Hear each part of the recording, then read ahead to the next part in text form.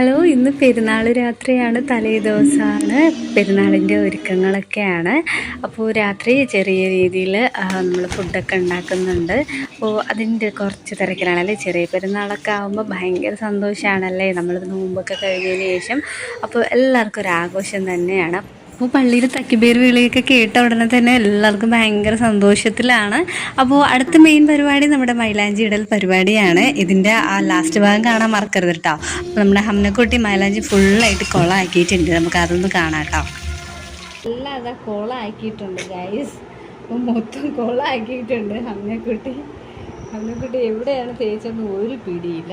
എല്ലാം ഇവിടേക്ക് നോക്കിക്കേ. ഇത് കുറച്ച് സെറ്റായിട്ടുണ്ട്. ഇപ്പോഴത്തെ കയ്യിലുള്ളത് എല്ലാം ഇവിടേക്ക് തേച്ചിട്ടുണ്ട്. ഓരോന്നായിട്ട് ഇളകിയിട്ടുണ്ട്.